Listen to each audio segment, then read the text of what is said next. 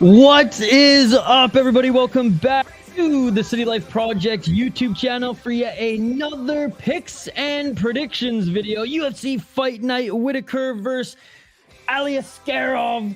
That's right, I almost forgot the main event because it's changed so many freaking times. Well, actually, the main event's only changed once, but this card, I swear, whether you want to call it cursed, whatever you want to call it, it has been an absolute roller coaster the last few weeks. But hey, the Saudis are getting their fucking card, and we're going to run it down here today, ladies and gentlemen. Big shout to everybody joining us live here on the channel and everybody watching this picks and predictions video in the coming days prior to the UFC card. If you're new to the channel, don't forget to smash that like button and subscribe. Ring that bell for notifications so you never miss an upload, so you never miss a live stream. Sorry, guys, I'd hoped to do this live stream and this video a lot earlier today, but I only had one meeting. It turned into 3, and it turned into the client just moving things around. Oh, the joys of being a freelancer. But anyways, we're here. We're ready to rock and roll. If you guys don't know the drill, we will be covering this entire card, starting with the prelims all the way to the main event. And we will just cover a chunk by chunk of the card. A few fights here, then we'll get back to the live chat. A few fights there, then we'll get back to the live chat, and then we'll end off the show with another degenerate and safe parlay brought to you by our friend Volkan. He didn't pick the picks, but the idea for the degenerate and safe parlay was inspired by our friend Volkan, so I'm going to give him credit for that. Before we hop in, let's say what's up to the live chat. Yo, what's up, Anthony? What's up, HM? Yo, HM, thank you so much for renewing your membership, my man. You are an absolute beauty. Thank you so much. Hog from Home's in the chat as well. What is up, everybody? What is up? Hope you're having a really good Thursday. Big shout out to everyone who joined us for membership stream last night. It was such a blast. It was so awesome. Man, the community's grown so much in the last couple of weeks, and it was cool to see a lot of the homies and homettes in the live chat last night. What's up, King James? Good to see you. All right, you guys know the drill. Keep the comments coming.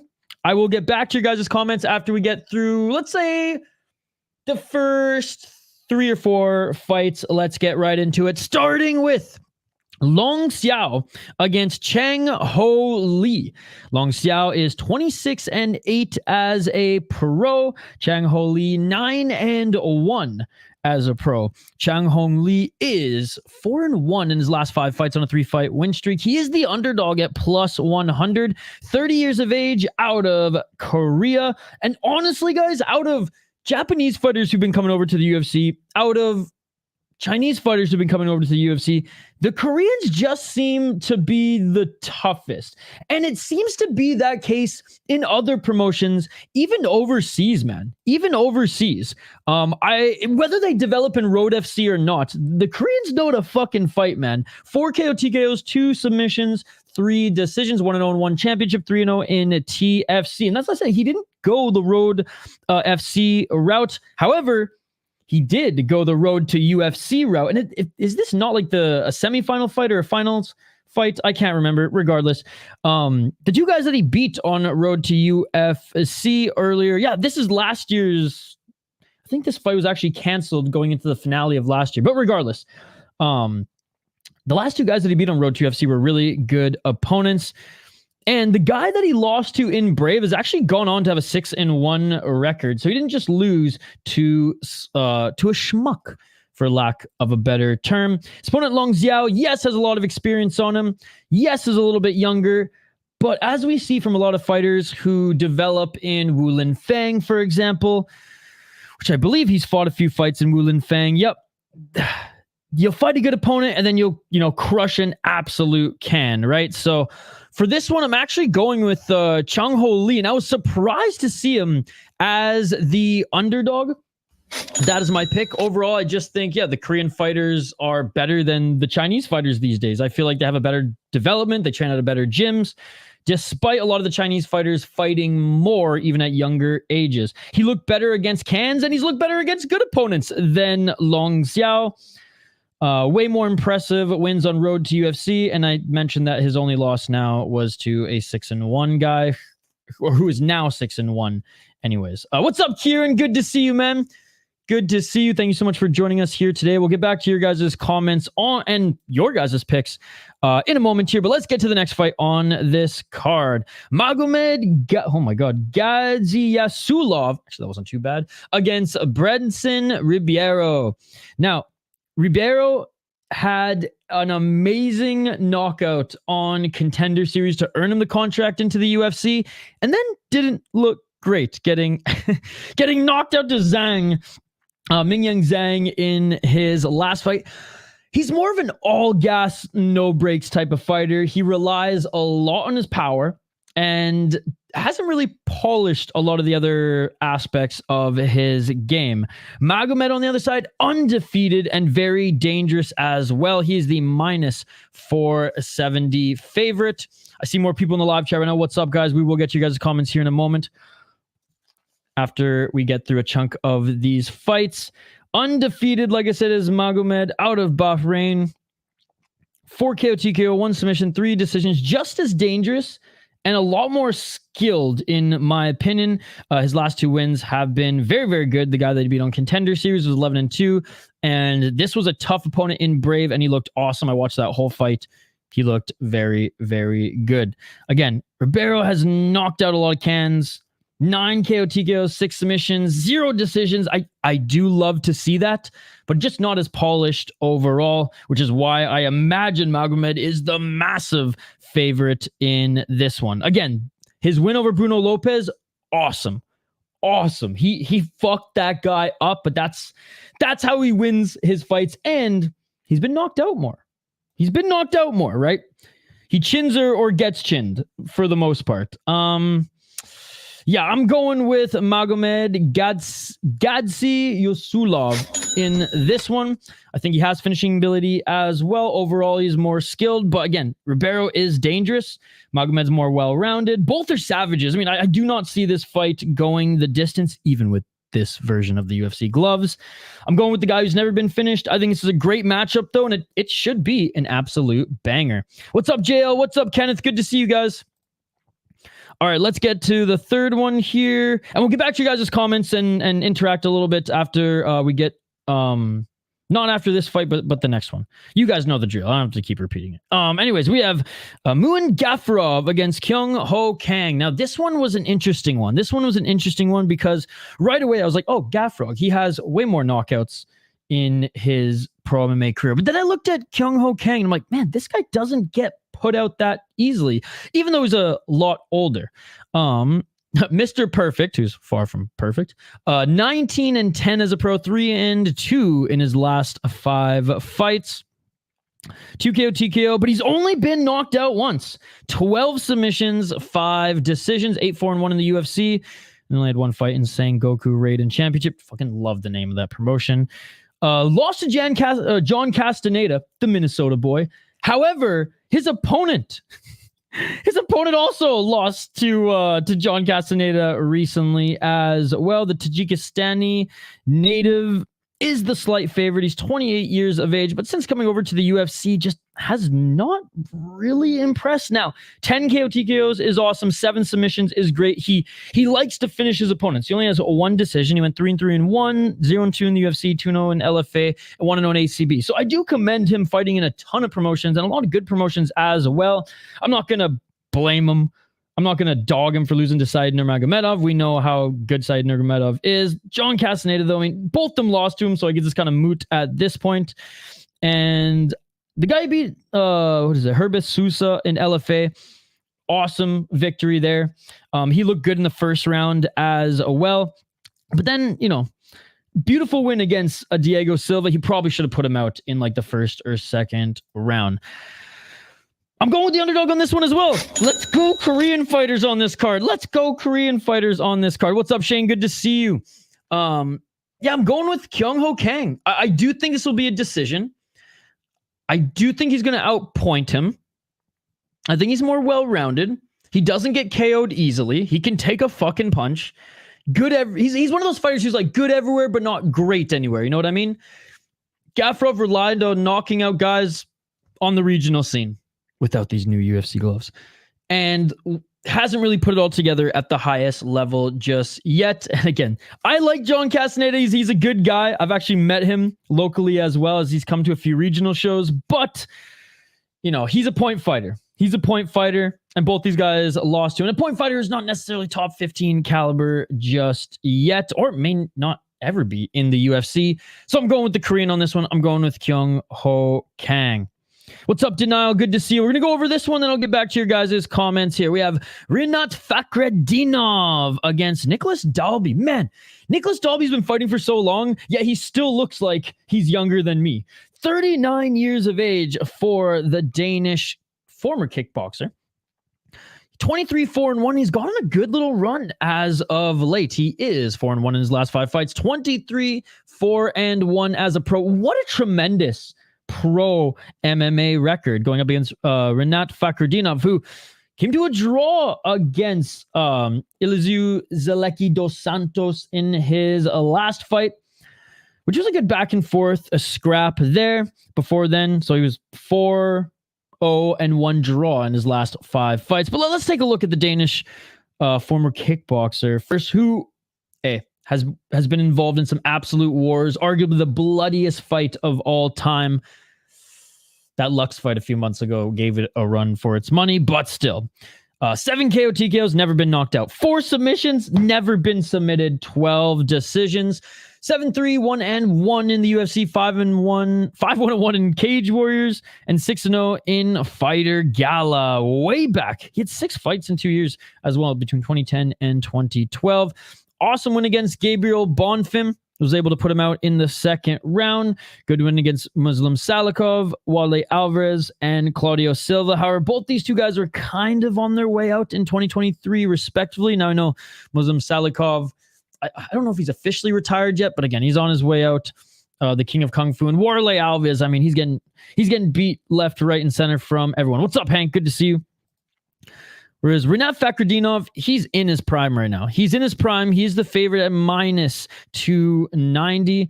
And he's good everywhere. He's good on the feet. He's got really good wrestling. He's got damn good, just grappling. And he's patient. And that's what I like about him. He doesn't rush anything. He's patient.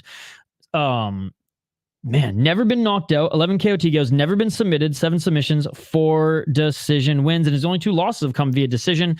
What's up, No Chill? 3-0-1 in the UFC, 3-0 in Federation of MMA Samara, and 3-0 in Legacy of Sparta Fighting Championship. That's a mouthful. And he's been active grappling recently as well. Yeah, he got put up by Craig Jones, but he did take out Douglas Lima as well. So though he hasn't fought yet in 2024, he has remained active in competition. Kind of a wash. Kevin Lee isn't the best one. What's up, Volkan? Sorry I'm late, buddy. But shoot, the Brian Battle win, that's aged well. Michaelitis is a good win. Yeah, I'm a fan, man. I'm a fan, and I'm a fan of both these guys. I mean, how can you not love Nicolas Dalby? But I'm going with Rinat Fakhretdinov on this one. And I even have my notes here. Love Dalby, but the wrestling and grappling might be, and I imagine it will be, an issue against Rinat if Rinat realizes that, Dalby's a hell of a striker, and I'm going to use mixed martial arts in this fight. Although Dalby isn't a bad underdog pick. He really isn't, because he's been there, done that, seen it all, grappled with, good grapplers as well at the UFC level, and shoot at the Cage Warriors level as well. But Rinat's, he's just better in that regard. He's patient, he's skilled, he's never been finished. He has power to knock someone out. He has submission ability. And like I said, he's been active in 2023 or in 2024, despite not fighting yet. So I am going to go with Rinat. All right, let me queue up the next one and we'll get back to the comments here. Really appreciate you guys hanging out with us on this now Thursday afternoon. All right, let's catch up here. I said what's up to Kenneth. Gordon fight week. Yeah, ya boy. Gordon second round TKO. Gordon's coming for his head. What's up, Shane? Hey, what's up, Daneil? Gordon is making us some bread. I'm telling you, heavy hands are going to be placed on Nasrat. Jack of all trades, master of none. I got to start using that, Shane. I have to start using that, saying versus good everywhere, but not great, because that sounds a little bit more respectful. I'm turning that one jail. I love Mini KG, Kevin Gastelum, and Gordon. I did a whole Tapology and skipped that. Had to do it last. I took Nasrat. but not with a lot of confidence and no pride. I love Jared's story. I agree with everything there. Hank, it's good to see you, buddy. How's your day going? Dalby and Rinat, such an underrated fight. I'm so excited for it. Honestly, there's a lot of really good fights on this card. What are my picks so far? Chang Ho Lee, Magomed, Gadzi Yasulov, Kyung Ho Kang, and now Rinat Fakhretdinov. I was called crazy for picking Dalby against a Bond film. It was a great pick, man. It was a great pick. I got faith in Dalby. Yeah, I mean, I even wrote, and you probably heard it. I love Dalby, and it wasn't an easy one, but I just think Rinat's good, man. Rinat's really good. Volkan, great to see you, man. And again, I saw your guys' comments in the Discord. It brings me no joy to be here late, but man's got to eat. He's got to that.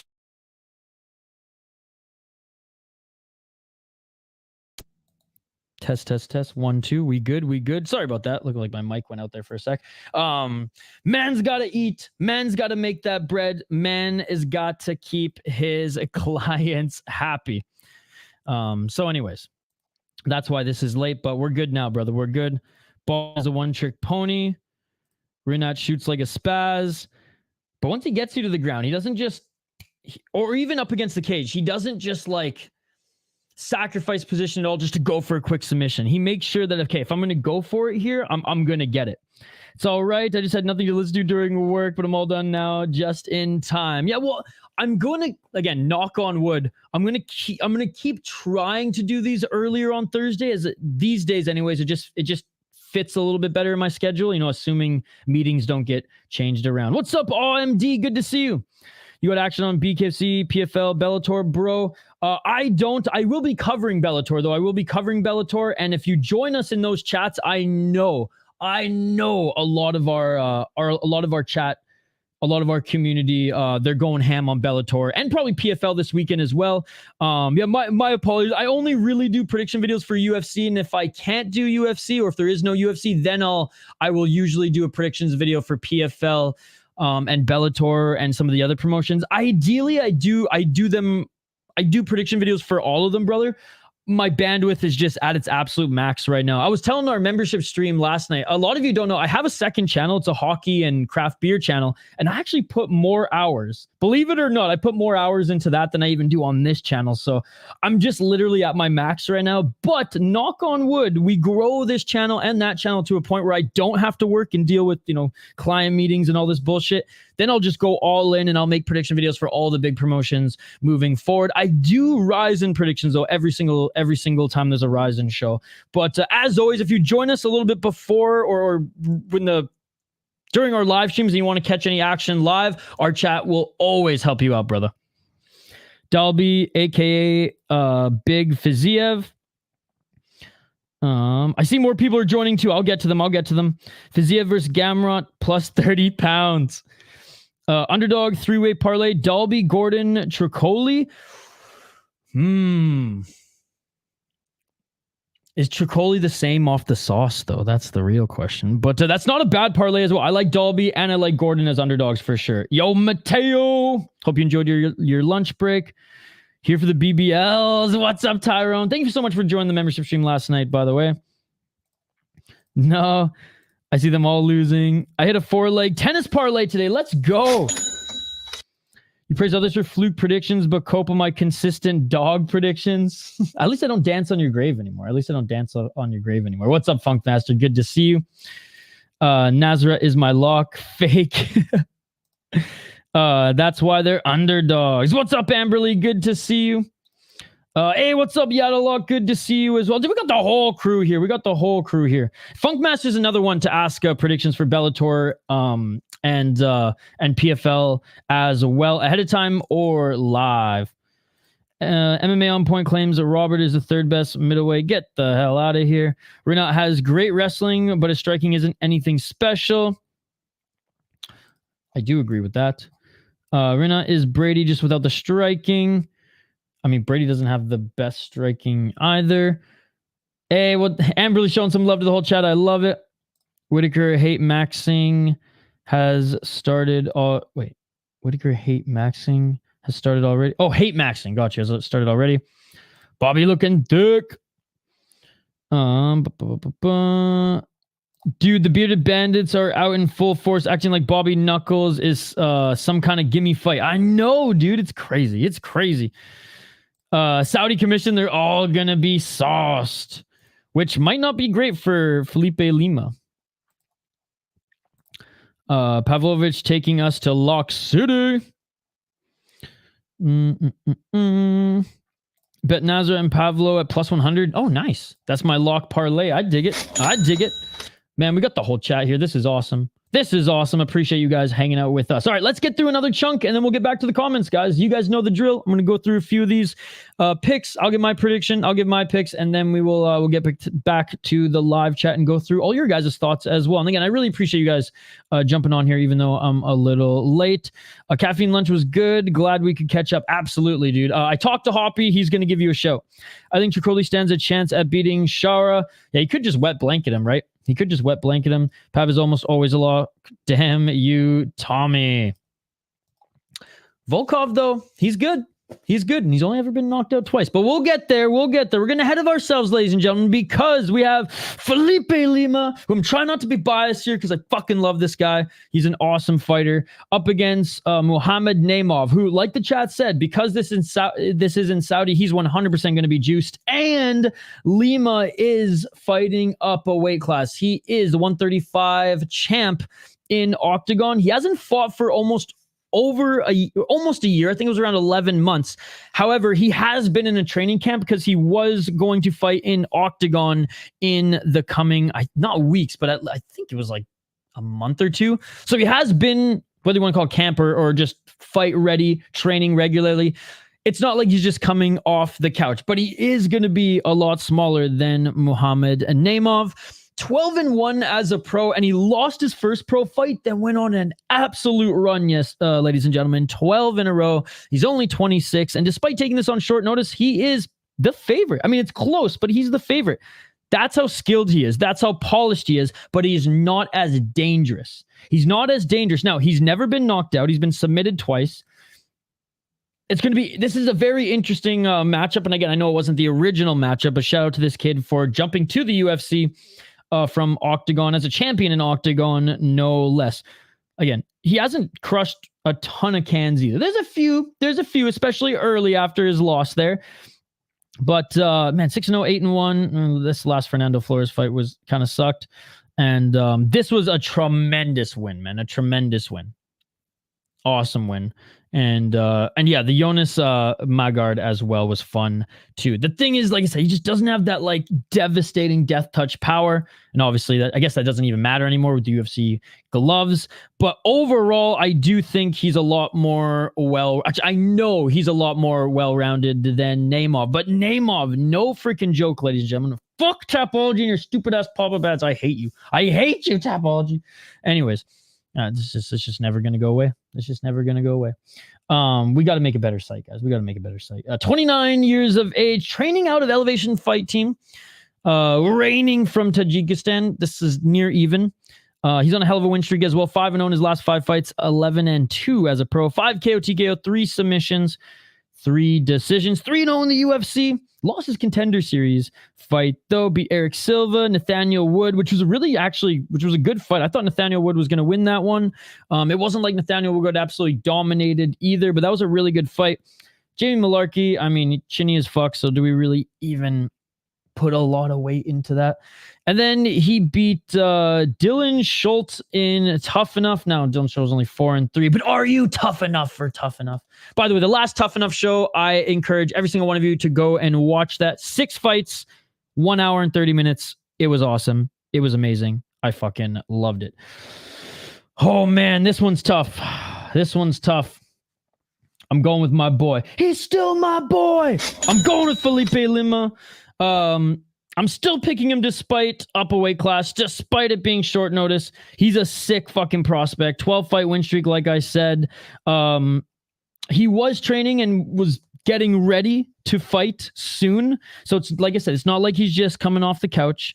But fighting up a weight class against a guy as dangerous as Naimov, that's tough. That's tough. But I do think he's going to put on a better pace. I don't think he's going to gas. Is Naimov going to grab the cage? Is Naimov going to grab his gloves? Is Naimov going to cheat? 100%. But this is in Saudi Arabia. It doesn't matter. It doesn't matter. Lima's durable. He's more technical. I'm just scared Naimov's going to fucking crack him because he does have that power. I'm hoping he gasses. I'm banking he gasses due to the pace and that Lima can put it on him and prove that he's UFC ready. So there we go. Felipe Lima. That is my pick. All right, moving up the card here, we got Nasrat Haqparast against Jared Gordon. Now, Jared Gordon is a solid underdog in this fight. He is the plus a 185 underdog up against the boxer Nasrat Haqparast, mini Kelvin Gastelum, which they're on the same card, ladies and gentlemen. How awesome is that? How awesome is that? Nasrat Haqparast has put together a pretty good win streak here. He is 3-2 in his last 5. Hey, what's up, Roman the Faster? Good to see you, buddy. 3-2 in his last 5 fights, but his 3 opponents haven't been anything special. I mean, John Makdessi, I do like John Makdessi, and like John Makdessi actually put on a good performance in that, but you know, he's towards the end of his career. Landon Canones, are we really going to rate that super high? No, and he couldn't even finish him. And then Jamie Malarkey, who hasn't finished Jamie Malarkey as of late. Not taking anything away from his tremendous boxing, but again, not the most impressive 3-fight win streak, but a 3-fight win streak in the UFC is good nonetheless. Jared Gordon won his last fight against Mark Madsen, knocked him the fuck out. Again, was winning the Bobby Green fight before getting headbutted there. Should have beat Paddy Pimblett, let's be perfectly honest. And he had a good win against Leonardo Santos before that. Jared Gordon striking, let's be perfectly honest, it is not even close to that of Nasrat Haqparast. His boxing is not on the same level. Like, let's just rip that Band-Aid right off the bat. I don't care what JL says in the live chat. It ain't true. Does he have, like, good striking? Yeah. I'm not saying he has bad striking, but, like, Nasrat Haqparast, that's what got him to the show. That's what's kept him here, and that's what he's proved to be his best tool in every single one of his fights. Where Jared Gordon is good at is mixing it all up. Very good at controlling his opponents up against the cage, and that's where he was beating Paddy Pimblett. That's where he... beat Paddy Pimblett. 7 KO TKOs, 2 submissions, 11 decisions, 8-5-1 in the UFC, and an impressive 8-1 in Cage Fear UFC before coming over to the Ultimate Fighting Championship. Joe Selecki, Danny Chavez, Chris Fishgold.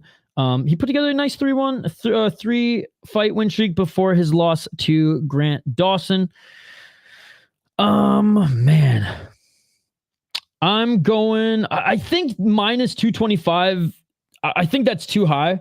I really do. I mean, this one should be closer to a pick'em in my opinion, but I am going to go with the favorite. I am going to go with Nasrat Haqparast. I'm not super confident though. I'm banking on him. Landing some good strikes in the clinch because you know Jared Gordon is going to push him up against the cage. I'm banking on his dirty boxing being better than Jared Gordon. And I'm banking on his takedown defense, which I do think he can employ all those things against a fighter at Jared Gordon's level. But, I mean, Jared Gordon's path to victory is control time and his wrestling. Because if they're just going to box Nasrat Haqparast, he's going to piece him up. He's going to piece him up. Now, I said a similar thing again with Bobby Green, but Nasrat Haqparast has a more traditional boxing style and actually employs a high guard, which Bobby Green just does not. So yeah, I'm not super confident in this one. I don't think the odds should be that much in Haqparast's favor, but he does have better boxing. He should be able to stuff the takedowns and outstrike Jared in the clinch and in the dirty boxing. This is going to go unanimous decision either way. I don't think Haqparast knocks out Jared Gordon. I don't think Jared Gordon knocks out or submits Nasrat Haqparast. Jared Gordon thrives in control time, thrives in that area, right? Which isn't necessarily the best thing for Nasrat Haqparast, but I think he'll be able to get it done against Jared. Good dirty boxer and the youth factor. The youth factor has to come into play. He is a lot younger. And yeah, I'm going with Nasrat on this one. All right, let's move up to the next one. We have Johnny Walker versus Volkan Oezdemir. Hold on, let me try this one more time. Okay. Johnny Walker, 21-8. He's back in the desert. Let's hope this time he says Riyadh if the doctor asks him where the fuck he is. 21-8 as a pro. He's 3-1 no contest due to not knowing where he was, being lost in the desert. And then he got absolutely destroyed with Magomedov and Ankalaev in the rematch. He's still like 32 years of age and just has such a crazy style. Just a weird style, man. Like, is he dangerous when he hits you? Absolutely. Is he chinny? Absolutely. Volkan Oezdemir is a tough son of a bitch. And Volkan Oezdemir has been around for a while now, but he's still only 34 years of age. Yeah, 2-3 in his last 5 fights, but even in his last loss to Nikita Krylov, it's not like Krylov dominated him the whole fight. Like, it was a really good fight. He's the slight underdog, and to be honest, I like him. I'm going Volkan Oezdemir in this one. I just can't trust the chin of Johnny Walker, despite him being taller, despite him having the reach. Volkan Oezdemir can take a punch, get into the pocket, and he hits hard. And he's pretty well-rounded as well. 12 KO TKOs, 2 submissions, 5 decisions, 7-6 in the UFC, 1-1 in Bellator. This win has aged well. He was able to defeat Bogdan Guskov, the orc version of Anthony Smith. Again, didn't have a bad fight against Nikita Krylov. Deservingly lost that one. I will say, deservingly lost that one, but it wasn't a one-way traffic. He couldn't put out Paul Craig, but he beat him. He beat him fair and fucking square. Again, lost to Ankalaev, but no shame in that. Lost to Yuri Prohaska, no shame in that either. You could argue that Rakic won this one 2-1. Regardless, Rakic is good. Went the distance with him. And Latifi, back when Latifi was actually somewhat of a dangerous opponent, he knocked him the fuck out. I've always been a fan of Oezdemir, and I'm not saying that I'm not a fan of Johnny Walker. I just think Oezdemir is just too tough for him. I think Oezdemir is too tough for him. And he hasn't been KO'd in 3 years. Overall, he has a good chin. It took Yuri to put him out. Looked awesome in his last few fights. And like I said, Krylov didn't completely dominate him. Now, should he have beaten Paul Craig? Or should he have knocked out Paul Craig? Finished him? Yeah, but he beat him, so whatever. He didn't get caught in a triangle. Good power, more well-rounded than Johnny Walker. His only losses were to the top of the division. And despite Johnny Walker having the range on him, I do think Oezdemir is going to take him out. What's up, Sage41? It's good to see you, buddy. We'll get back to the comments here right after this one here. We have Shara Magomedov against Antonio Trócoli. Now, I am fucking devastated. Ladies and gentlemen, because Lutherbach, he's unable to fight. But based Lutherbach basically coming out on social media and being like, yup, I did steroids 3 months ago. I thought it'd be out of my system by now, but apparently not. He's my new favorite fighter because I think they should all be on the PEDs, but you guys can roast me for that on another day. Regardless, this one's going to be interesting. Does that mean Trócoli's not on the sauce? Does that mean he's not on the sauce? Because he was just a couple fights ago, right? His win against Kenneth Berg was overturned because he did piss hot. And then he went back to the regional scene and actually, destroyed this guy via the grappling, right? He absolutely destroyed Israel in the grappling department, was able to get him in the rear naked choke. But again, that was a while ago, ladies and gentlemen.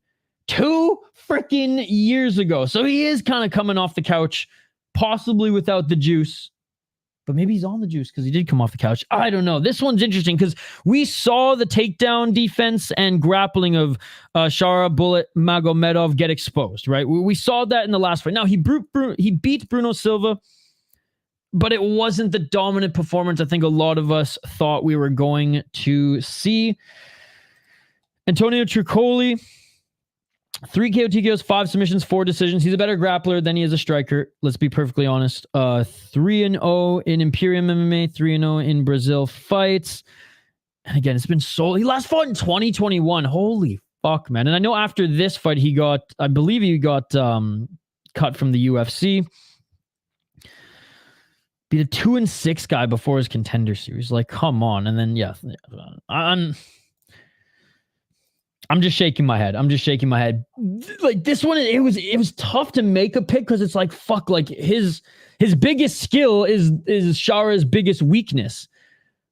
But he's undefeated. It's not like he hasn't fought grapplers before on the Russian regional scene. He has, all right? He has, and he's still come away with the wins. 10 KO, TKO, 0 submissions, 2 decisions. 1-0 in the UFC. Now, it wasn't pretty, but he still got the job done.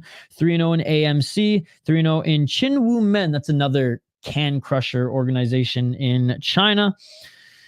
And yeah, him coming into the UFC beat a 7-6 guy. 21-5 is fine. Give me some modified ass rules here. 16-4, 14-5, 9-2. Okay, 4-1 when he was 4-0. Again, these don't really count. Obviously, kickboxing background, which Glory of Heroes is a good promotion. Oh, and it was he beat the friggin' Blood Diamond. Blood Diamond's a good kickboxer. He's just terrible at mixed martial arts. Oh man. What are the the odds on this one are absolutely insane right now. Shara is -550 and he's up to -650 on some books as well. I am going to go with Magomedov. Now if Trócoli was even a little bit more active, right? If he wasn't 2+ years off the couch, I might be like, all right, he has the game plan to or he has the tools and his team would have probably put together a game plan, but he's taken this on short notice. He's probably going to gas. He might be on the sauce, but regardless, I still think he's going to gas unless he's on the EPO. But if he's overseas, if he's in Brazil and he's fighting in Saudi, I doubt he's on the EPO. I imagine he's on the good stuff. So yeah, I wrote in my notes here, on a full camp and on the sauce, Antonio Trócoli beats him. But I don't think, well, I know he wasn't fighting in a full camp. And I'm suspect if he's still on the sauce. And he would probably beat Shara by smothering him, maybe rear naked choke after a back take. And that still could be the path to victory for him. But yeah, Shara prepped already for an opponent. Now more of a striking opponent, let's be perfectly honest. But let's just hope that his camp, that his team, after watching his last fight against Bruno Silva, was like, all right, man, we got to drill takedown defense. We got to drill grappling now that you're in the UFC. So hopefully he worked on his takedown defense. I'm banking on that. Both, crush cans on the regional, but I think Magomed has beaten the better guys. And I think he's going to win by likely catching him on one of the labored entries, maybe once he gets a little tired, by Trócoli. Keep it tight up against the cage, or keep forcing Trócoli to stay on the feet. I just think Trócoli's going to gas and Magomed is going to capitalize on it. So I am going with Shara bullet on this one. All right, before we get to the next fight, let's get back to the comments. Dude, just for the record, my ad blocker, no joke, as I refresh this page, has blocked 3,200 pop-ups. How crazy is that? Typology is hurting for money. All right. I mean, I don't blame them for it, but I do a little bit because it's annoying as fuck. Okay. I think Shara is a better striker, but Trócoli could win if he utilizes his jab properly. Shara is an insecure homosexual bully. Is he gay? Shara on the road to being Dana's #1 pound for pound. Plot twist, the sphere is Shara's lost eye. Exactly that. I like that. He doesn't need the eye because the devil tells him what to do. Bisping versus Shara, lose has no eyes. Winner leaves with 2. Oh, these comments are fucking amazing, by the way. I love this. Punch that couple on the escalator. Do it, pussy. You won't. If Trócoli takes down Shara and keeps it, homie's in big trouble. Absolutely. Is what Kelvin said about having a bad camp just a smoke screen? Well, I mean, he's been doing too many taco reviews on his YouTube channel. Tough enough? Yes, happy summer solstice, everybody. First day of summer. Let's fucking go. And of course, it's pissing rain. Oh, I feel so bad because my roommate right now, yesterday was gorgeous, and he's going to be a pilot. He's been studying for like 4+ years now. Today is his last big check ride. And of course, the weather is absolute shit in Minnesota today.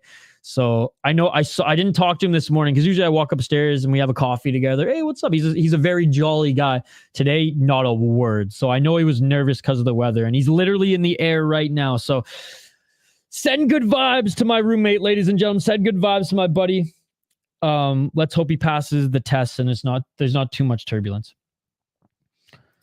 Isha Hawani is about to cry. Big time cheaters always prosper. I hate cage grabs, man. I mean, this is Saudi. If there's anybody who's going to be cutting off fingers, it's going to be them. Let's be perfectly honest. I can make brown jokes because I am brown. Okay, guys? Don't fucking cancel me. He just can't make weight, 5'8", and can't make 185. Well, he couldn't make 170. He can make 185. Guess who's back? Good to see you, buddy. Watch, he misses the new weight because he said he can't make 180 already. Oh my God. If you're not cheating, you're not trying. That's fine. Just your fingers are going to get cut off. Simple as that. I might take D-Rod as a dog. Viva la Reza. Yes. If you're not willing to delete your sperm, do you even want it? Fun fact, Nasrat had titty reduction surgery. No judgment. No judgment. D-Rod at plus 190. I like. Kelvin Gastelum's weight miss has ruined what should have been a solid pick. I'm taking D-Rod because KG is a joke on his way to PFL. X-Chandler. Kelvin is a G for fighting twice on Saturday at 2 different weight classes. D-Rod still stinks, though. D-Rod's like the Wish version of Nasrat Haqparast. He's a pure boxer with even thinner legs and throws slower punches. D-Rod has lost a step over the last few fights. I'm still going with Gastelum, but I'm less sure now. I've been cashing at the ATP, so I'll risk some dogs at this card. Let's go, HM. I also predict KOs, except Sergei's. And I parlayed all mountain Muslims to win. Gordon looking like a deal, in my opinion. Jim Miller and Bobby Green, they had hope for him. Former disgruntled Kelvin Gastelum on a mission for gold, believer, and now only wants to see him get chin. Glovespiracy, Chinny Walker. These fellas don't want to hear the truth. I got proof. You hear me? Where are we, Isha? What are you talking about? Where are we? No time for the win. Guys don't see the Muslim losing against the Jew in Saudi. Nasrat all day for me. Let's go, my namesake. People sort of forgot that Gordon was getting tagged by Mark Madsen. No Allah, Hank. Nasrat KO probably. Sage, it's good to see you, buddy. Alhamdulillah, God give him everything. Let's fucking go, Trócoli.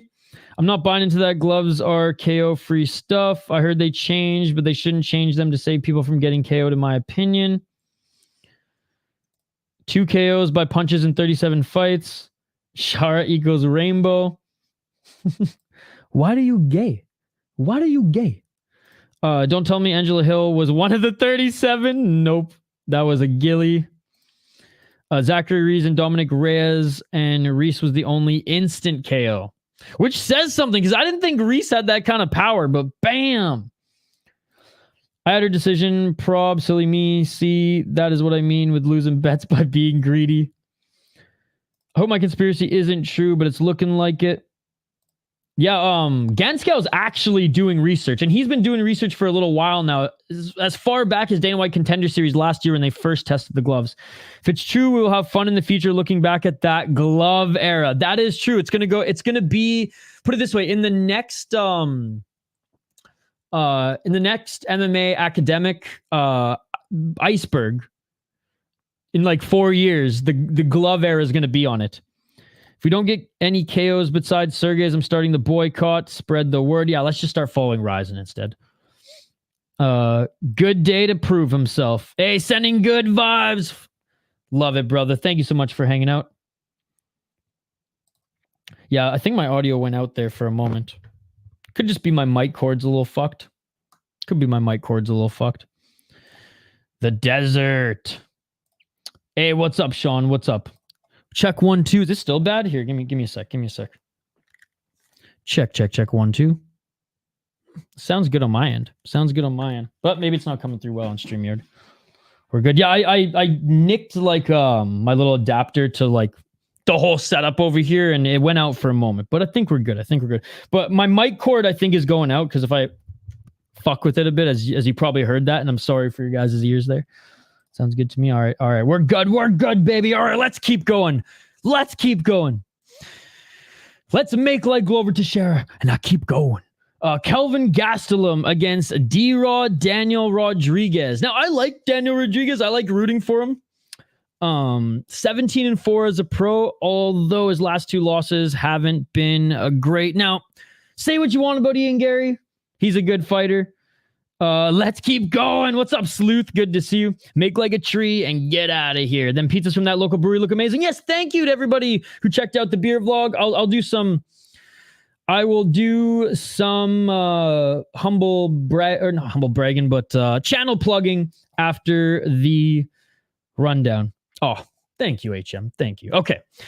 D-Rod, 17-4 as a pro, 3-2 in his last 5 fights. Lost to Ian Gary. I mean, Ian Gary's good, okay? Ian Gary's, he's a level above Daneil Rodriguez. Say what you want about him outside the cage, and fuck him for what he said about Neil Magny. I feel like he will forever be hated by me because of that, but I digress. Speaking of Neil Magny, D-Rod lost to Neil Magny. Now, Neil Magny, he beat him via submission, and that's one, Neil Magny's a better grappler than he is a striker. And D-Rod, like I said, he's the wish bigger version of Nasrat Haqparast. He's got even thinner legs. He's got, despite training out of a jiu-jitsu gym predominantly, he's only got boxing. Gastelum's built like a fridge because he eats everything in the fridge before every training session. Again, D-Rod, he's a fun guy to root for, but he's a pretty, he's very much in one lane as far as what got him to the show. 8 KO TKOs, 4 submissions, 5 decisions. 1-0 in Bellator, 7-3 in the UFC, which is respectable. And he came in through Contender Series, close fight against Li Jingliang, but that was on that card that everything was fucked up because Chimaev missed weight. He beat Kevin Lee, but Kevin Lee on his way out. He had a good scrap against Mike Perry, another striker, not well-rounded MMA fighter. Beat Dwight Grant, which at the time was good. Gabe Green at the time, which was good. Tim Means, which honestly, Tim Means was, even in 2020, Tim Means, that's a good win. So he has put together some good wins in the UFC, but it just seems like, and especially now at 37 years of age, it just seems like his striking is getting a little slower, and his boxing is what got him to the show. Now, I know Gastelum has been having weight issues.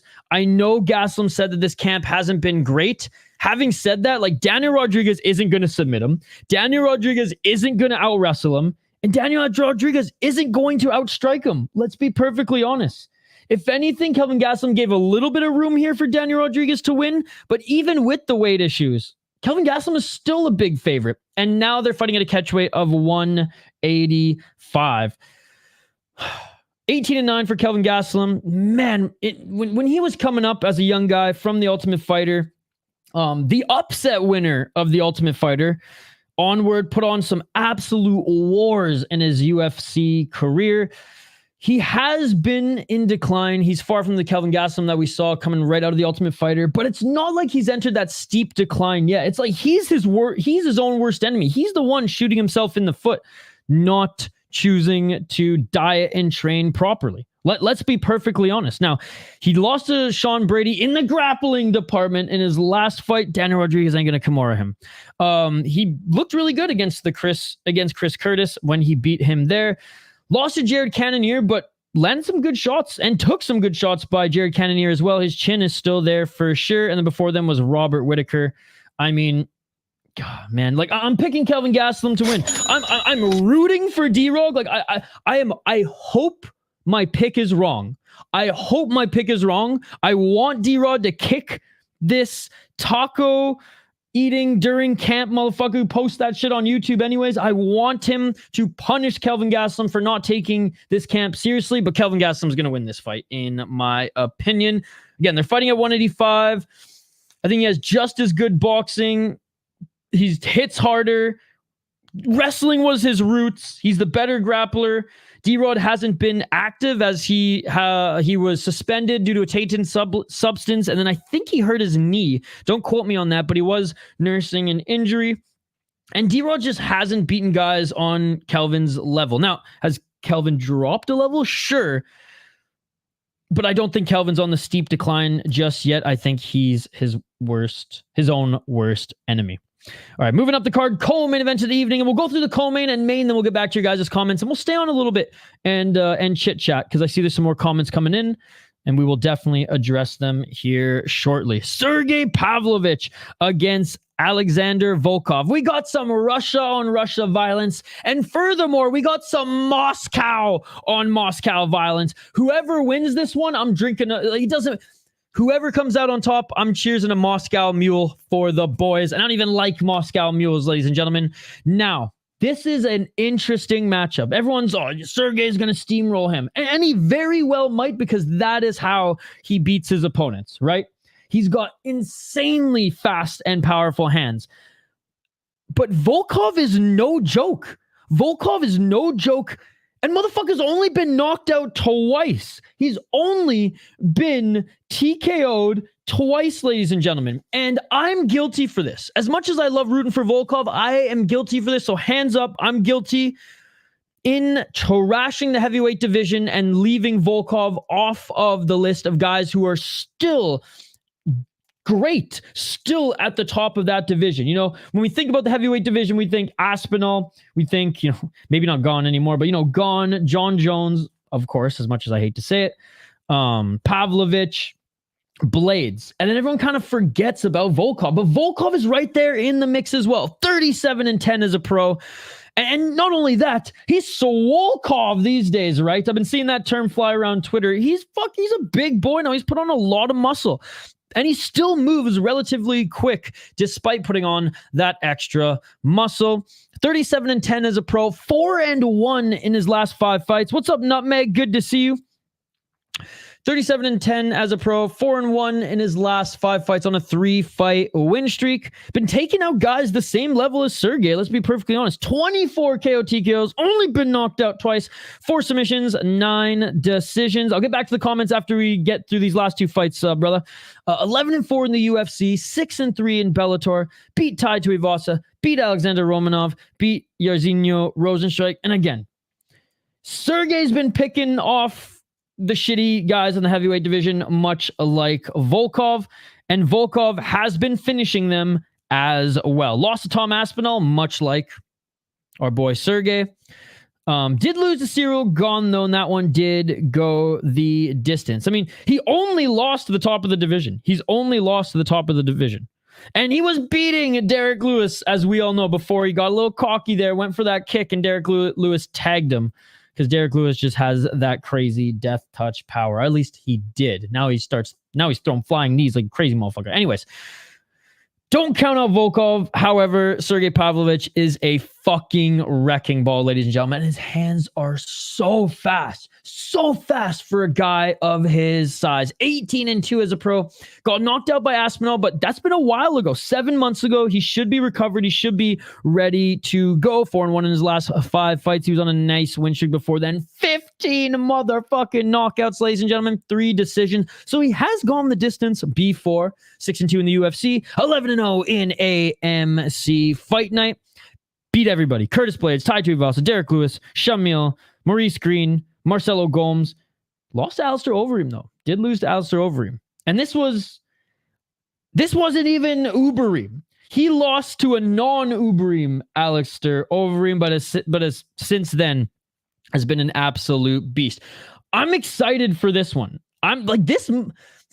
This might go into the second round, but I do think someone is going to go down because both of these guys can take a punch, right? Everyone just thinks that Volkov's going to get knocked out. He can take a punch, but if Volkov does get knocked out right away in the first round, then this guy's power is crazy. But Sergei, he landed clean on Aspinall and didn't put him out instantly as well, right? So, oh man, I'm just so excited for this one. A little Moscow on Moscow motherfucking fight right now. What do I have here? I got Sergei Pavlovich. Despite serving you guys the Kool-Aid, I ain't fucking drinking it. I will say, though, Volkov is one of the only good heavyweights like Sergei. Each of them have taken out all the shitty ones.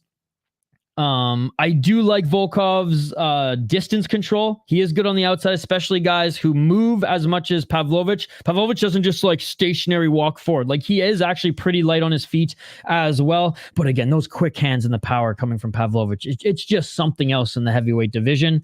Volkov does have good grappling. Now, is he going to be able to get a takedown on Sergei Pavlovich? I don't think so. But if they do end up clinching, Volkov might be able to sweep him and get him to the ground. Now, will he be able to control a beast like him? That's yet to be seen. But Volkov weighs as much as him and is lankier and quite a bit taller as well. Sergei Pavlovich, though, is a headhunter, and Volkov does keep his head open to being hit at times due to his style. Volkov does have awesome kicks, body kicks, leg kicks, and I do imagine he's going to use that to his advantage. This was a tough pick, man, but I'm trusting Pavlovich's power, and I think this is going to be an awesome co-main event. Okay, I promise we'll get back to the comments here right after this one. The main event of the evening.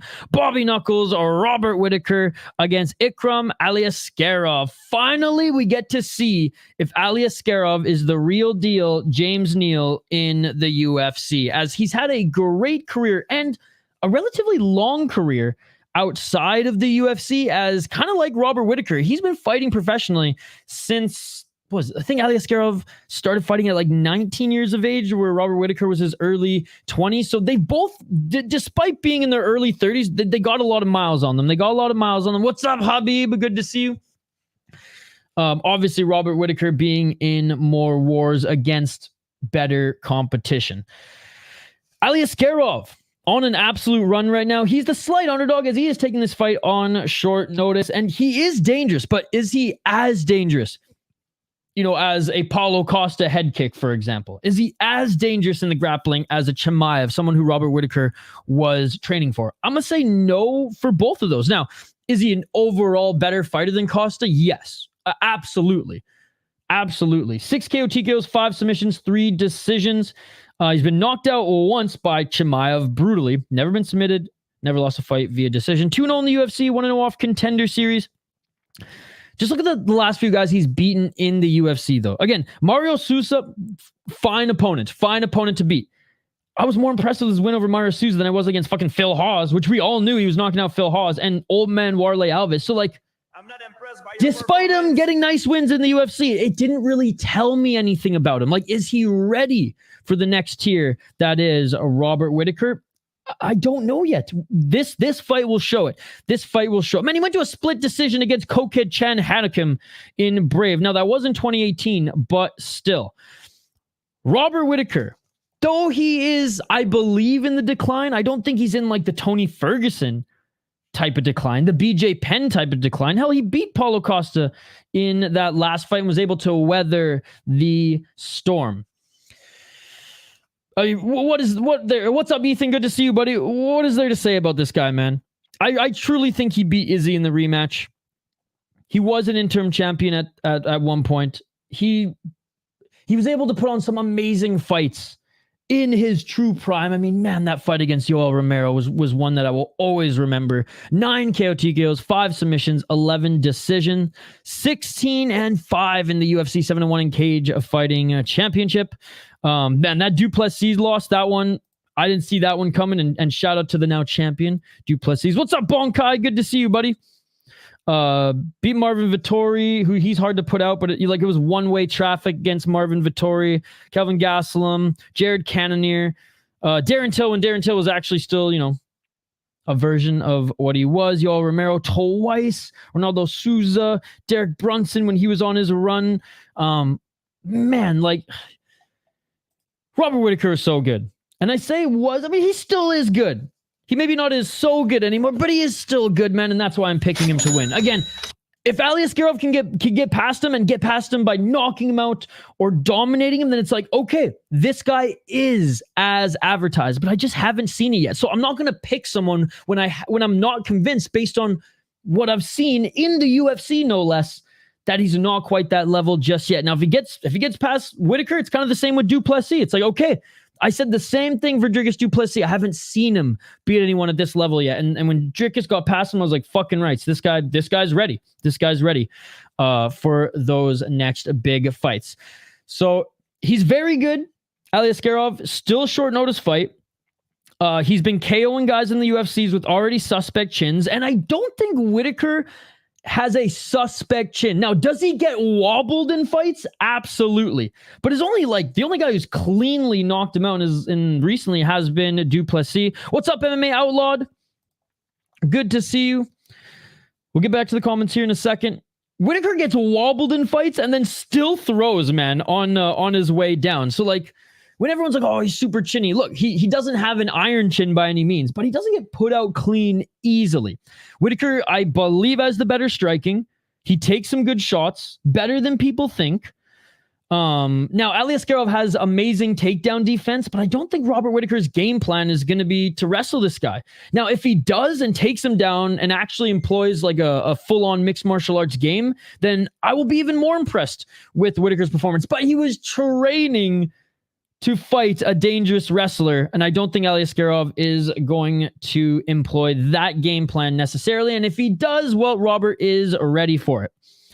Robert does have a wrestling base, and I think we all forget that. Like I said, he is the better striker. He's got good kicks when he mixes it up. He's still very light on his feet. I just think he's ready for anything that Ikram is going to offer because he was training for a guy who, well, beat Ikram and fights a similar style. He's faster, better footwork. Ikram isn't just this young prospect either. Like I said, he has been fighting as a pro since, 2011, 2012. Does he have less miles on him than Robert Whittaker? Absolutely. But I just wanted to put that out there. He is still dangerous. I'm not taking that away from him, but I think this might be too big of a step up in competition. And I think a lot of people are putting a lot of stock in the fact that like Whittaker's done, he's going to get knocked out by this guy. I don't think so, but I said the same thing against du Plessis. So what the fuck do I know? I'm going with Robert Whittaker though, and that is my final pick. All right, before we get back to your guys' comments, let's go with our degenerate and safe parlay of the week, brought to you by our friend Volkan. The degenerate is probably gonna, I'm more confident in the degenerate one, to be perfectly honest, but all these guys are plus money, so we're going Chang Ho Lee, Nicolas Dalby, and Jared Gordon in the degenerate parlay, which is the way better play than the safe one, because the safe one we're going Sergei Pavlovich, Shara Magomedov, and Kelvin Gastelum. Let me know your picks if you're watching this video after it's live in the comments below. Like and subscribe, and we'll see you on the next one. For those who are live, let's catch up on some of your guys' comments. All right. Let me scroll up here. Driving to the bar in flip-flops was pretty wild, though. Gastelum built like a fridge, like I said, but he eats the fridge. I am the... because... Good old Weird Al. Good old Weird Al. If Gastelum loses, I lose all faith in him. Cancelled. Cannonier out-wrestles Gastelum. Or out-wrestled Gastelum. Moscow versus Moscow is the best. If they die, they die. For the boys. Sergei, I must break you. By Derek fucking Lewis. I don't know about Sergei steamroll. I just love seeing Sergei win. I know the Penguins go celebrate when they're done. That's why his body is shaped like that. The Penguins are inside controlling the body shack. Oh, you guys are killing it with the comments here today. I love it. It's Pavlo. Twice is enough. What's up, Nutmeg? Riot, good to see you, buddy. Thanks, guys. I'm back. Pavlovich is going to make him look like Stefan Struve. We got to get Pereira Pavlovich. Oh, man, that would be a fun fight. I feel like I've been forgotten. Sergei will KO Volk in the first round. Let's go, Sergei. I hope there are casinos in Saudi Arabia. I don't think there are. I could be wrong, though. I ain't that type of brown. $20 on under 1.5. That's the safe bet. That's the safe bet. Tom should be champ, and we can run back the Pav and Volkov matches. All good, and bringing prayer up going to make it easy to forget John. John deserves to be forgotten. Yeah, Tyrone is from the Guru Raid. Jones should have fought DC at heavyweight. Yo, what's up, Khabib? Good to see you. Don't punish DC like that. The real Khabib. I got Volkov, Rodriguez, and Whittaker all by KO. TKO. Damn, Calvert. Well, you're going to be making some money if that hits. Hey, yeah, no, we love having you guys here. We love having you guys here. DC would have ragdolled John Jones at heavyweight. Insanity makes you money, though. Insanity makes you money if it hits. Guru's goated too, but his chat is too hectic now, and the news here and in the Discord is great. Hey, appreciate you, man. Appreciate you. Bones is DC's daddy. Unfortunately, that is the true. I only threw some change on it, tank, and if it comes off, I'm rich. I love calling Pigmeister though. We go into game 7. Dude, McDavid is literally in God mode right now. And it's he looks like friggin' Pavel Bure 2.0 up in this mouth. He makes looking like a pig look good. I make this thing look good. Oh my god. I fuck Burger King, dude. Put another bet on closer to the card. 10 rounds with Romero is goated. And the clip channel songs about him are fucking hilarious. You got Ikram. What's up with Gastelum not cutting weight at all? Dude, did you see his YouTube channel? He literally posted a friggin' taco tier list like 2 weeks ago. On hope for him to win out of wanting to see it. The only talented middleweight he fought and beat. MMA outlawed. Why the hell the odds the way they are? The Saudi oil money they want to get on the table, dude. Perhaps because yeah, there's a few odds on this card that I just seem a little inflated. Why would they want to see Dagestani win? Actually, I feel like I usually for win the Dagestanis. I wrestled for 7 or follow the Dagestanis. I don't know. Tyrone, I've already been screwed up with your abbreviations yesterday. Undefeated CHLP. I like the grab and smash. Fucking love the American Gangster. Undefeated.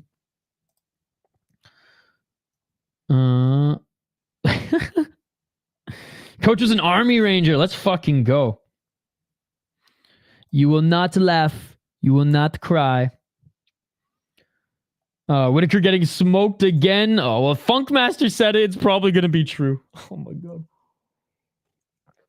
This isn't actually coffee. It's not even Moscow Mule. It's vodka right now. It's to numb the pain, Funkmaster. The pain that I'm going to feel when Whittaker loses.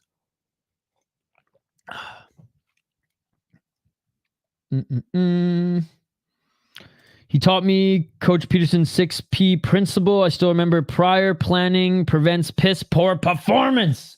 I try to tell y'all time after time. Remember cool, calm, collected. Gastelum decision lock hasn't finished anyone since Bisping in 2011. Cabeza, Corazon, and Coyones. Some tacos, baby. Tomorrow I'm doing, I can't believe I'm going to say this, but I'm going to do PFL instead as Jay, our boy at Rush Hour Fight Club. Go check him out if you guys haven't already. He's an awesome fight companion channel like us. He's doing BKFC, so I'm going to do PFL. We're going to divide and conquer. Ikram was actually getting pieced up by Phil Hawes before he got KO'd. There you go. I didn't rewatch that fight in any like tape study or anything, but I'll believe you, Sleuth. Sergei needs a jackpot. That's cap because I'm usually right, so keep coping, Hank this thing. Except for the Andre Philly pick. I will always have that one. That's the only thing I'll have on Funkmaster. McDavid and Scotty, best 2 athletes right now. Dude, unbelievable. Unbelievable. Shout out to my boy Quinn Hughes, though. Fucking love you. Best skater since Denny Savard. All right, guys. I mean, I'm not going to get involved in your guys' beef. I appreciate both your guys' support. Whoa, whoa, chill. John Jones is gay. All right. like I said, you guys stop beefing. I don't want to get involved in it. I got no beef with Funkmaster. I got no beef with Hank. I'll do both, go back and forth, but shout out to Tank Abbott. Yes, dude, Tank Abbott. He has been on, he's been making the rounds on so many different podcasts right now, and he hasn't been telling the same story. Because sometimes when you have some of these guests, you know, make the rounds on all these different podcasts, they say like the same thing. On Joe Rogan, I mean, because it was a longer one, some of it was repeated from the Jackson podcast, but he's been making the rounds on all sorts of podcasts, and yeah, fucking rights Tank Abbott, man. Like it's been really cool as someone who like grew up watching him fight. Now it was a little bit towards the end of his tenure, but still, like it just warms my heart to see that he's doing okay later in life. He's still, like, though he's forgetting a few things, he still seems super sharp, and yeah, it just warms my heart. It just warms my heart. Bob Burnquist, best skateboarder. Bob Burnquist, you know, I used to watch a lot of skateboarding when I was younger because my cousin, he was like sponsored since he was like 13, and he used to make skate videos, and I was super into like Jackass and stuff, and obviously like Jackass came from like the skateboarding world, right? So I did used to I did used to play as Bob Burnquist in, I think it was Tony Hawk's Pro Skater 2. About that smoke. Oh man, like I said, I'm not entering this beef. You guys duke it out, but yeah, no, I'm cool with Hank and Funkmaster. The Hannibal TV, I've seen his last 3. Oh, okay, I haven't watched it, but I should check it out. You told me to watch it actually, so I have to. Whoops, sorry about that. You told me to watch it in one of the comments, and I didn't take note, but I said I would too, but I totally forgot because I'm an asshole. I'm writing it down right now, Sean. I'm writing it down right now. Okay. I've taken note. Yeah, so there we go, guys. There we go. Anything else that I missed? Anything else that I missed? You also do a stream of a game of UFC to settle be UFC and then one NHL and one FIFA. We'll set the playing field vast, because like some of you are FIFA guys, some of you are Chell guys, some of you are UFC guys. So let's do like 1, 2, 3. There we go. We'll host it here on the channel. We'll settle the beef with a little FIFA Chell, and you can fight in Chell too, right? I don't think you can't fight in FIFA, but oh my goodness. Oh my God. All right, guys. Well, that's going to do it. That's going to do it for this predictions video. I do have to work tonight. It's the final night of that big hockey tryouts for that league. So I will be away tonight, so I likely won't be doing Inca. Now, if I get home early enough and it's like, oh, Inca FC's just started, I'll fire up a last-minute Inca FC stream. It is live on Twitch, though, by the way, guys. Inca FC is live tonight on Twitch. Check out Kaposa's website, Grabaka_Hitman on Twitter, or just look up Kaposa on Google, and his website will pop up. Direct link to the Twitch channel that is streaming Inca FC tonight. And again, it's lower level regionals. However, there are some good fucking scraps in it, because for the most part, not a lot of grapplers, just guys fucking throwing hands. And there's been a few guys from Inca. I mean, most Peruvian young fighters who enter the UFC are coming from Inca, as I would argue it is the top Peruvian promotion. And we have done fight companions for Inca before, and they've been a lot of fun. So even if I'm not here to talk about it, I encourage every single one of you to check it out. Hell, I'll even, you know what, before we end off here, I will tee that up for you guys. And again, big shout out to Kaposa. I mean, he's the GOAT. He's the GOAT. Shout out to him for getting all the schedules up. I mean, you know, I could go to Tapology and Fight Center, but it's just so much easier the way the Kaposa posts it, and forever grateful. Someday I'd love to interview, well, the main man who started that account. I've Big Red told me that and I totally believe him, that he has, you know, some extra hands helping him out recently, because there's just no way that someone could clip and post all that shit so quickly. And I believe that. All right, so Inca FC. Let me get the oh, dude, straight up Inca has their own Twitch channel. Fucking rights, dude. Okay, this is the Inca FC Twitch channel. And again, for those who don't know Kaposa, because I know there's a lot of you who are relatively new to just the MMA world, this is his website, man. And again, he's fucking awesome. Here's his website with the full stream schedule. Now, he hasn't posted UWC yet, and I've been peppering him on Twitter. He's probably just like, who the fuck is this VI Sports Talk, constantly peppering me, asking me questions. But we're still, I mean, he might have actually updated it. Let's see, for Sunday. Let's see if they're, oh my God. Okay, so he still hasn't posted. Now, UWC is supposed to happen on Sunday. If it doesn't, though, maybe we do an early stream for Octagon. Octagon is a good league out of Kazakhstan. It's the top Kazakhstani league. So if it turns out that UWC's event was canceled, then maybe we'll do a little Octagon on Sunday instead. Anyways, oh my goodness, dude! Robert G! Thank you so much for the membership, man. Look at that. Shout out to you, Robert G. Appreciate you, buddy. You're the man. Thanks, Robert. You're the fucking man, dude. Thank you so much for hanging out. Thank you so much for the membership. That is amazing. I will post an updated link to the Discord, and you can check out some of the sick highlights that we went over yesterday on yesterday's membership stream. We'll be back next Wednesday for another members stream. Oh, it's Robert Girard. Jeez, I should have known. I should have known. It's a new profile picture, so it threw me off. Thanks, buddy. It's good to see you. It's good to see you. Thank you so much for re-upping your membership, my man. Thank you so much.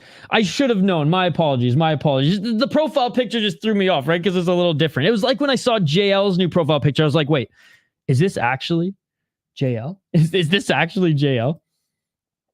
Thank you, buddy. Yuri for the win. Let's freaking go. Oh, you guys are fucking awesome. All right. I'm going to do a quick little plug on my YouTube channel here, guys, as I did post a video. I managed to get a video out, even though I was like mid-client meeting. Don't tell my client. I did post this video. We talked about it on membership stream last night. I did tell the members that I was probably going to post it here today. But we did post a new video. Crazy story there. I posted a beer vlog and review of Prize Brewing. Again, I don't get a lot of views on these beer vlogs and beer reviews, but I love doing it. It gives me reps, editing a little bit more, and I mean, just passion project, drinking beer, rating beers. Yes, let's do it. I banked a Summer Shandy one and a Costco seltzer tier list. So that one of those two will be coming up next week. We have more MMA highlights that I will post. Again, members of the channel get to see them weeks in advance. So if you want to become a member, you get to hang out with us every Wednesday and we go over highlights. I'm like 6 behind of posting those, so I will start posting a few of them on YouTube for you guys to see. And then Friday, we should have another edition of our Rome series. Co-creator of the channel just got back from Italy, just got back from Rome.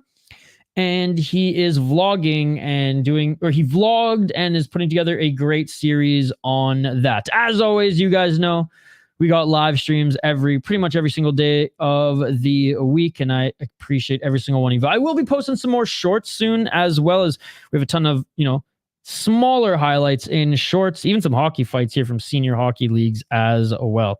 Costco for the win. Dude, Costco used to make the most affordable and best just lagers and IPAs that again for the affordable for the price anyways, and now they're seltzers. I'm not even a big seltzer fan, but you know what? We're gonna have a tier list for them. Let's go. Thank you so much, HM, for renewing your membership and giving out a membership. And it's Idaho Skatesman who got it. That is amazing. You guys are fucking awesome. Thank you to everybody who joined us here on the live stream. Thank you to everybody who, watched this video after it was streamed. Again, check out the new videos that we posted on the channel. Join us tomorrow. That is right. Tomorrow we got a big day, ladies and gentlemen. We have a big day tomorrow, starting with the PFL. If it's still on, we'll do a little BKFC. Saturday, Bellator. If it's still on, we'll do the rest of UFC. Then LFA all freaking night, ladies and gentlemen. And then either or, crush or knockout. We got some Japanese kickboxing Sunday. If UWC is not on, then we'll do Octagon out of Kazakhstan. Big shout out to HM. My compadre stays in City Life. City Life. I was probably getting eaten by a bear right now. Don't say that. Don't say that. It's probably being eaten by mosquitoes, though. Let's be perfectly honest. You all are amazing. That is it for this Picks and Predictions videos. Like and subscribe, and I will see you all tomorrow for Bellator. You guys are fucking awesome. Thank you so much. Enjoy the rest of your evening. If I'm on later, we'll be covering Inca. If not, I encourage you guys to go support that Peruvian promotion. It's live on Twitch. I posted the link in the chat. If not, check out Capoza. That's it for today. We'll see you tomorrow. Peace out, everybody. Have a great rest of your evening. Bye.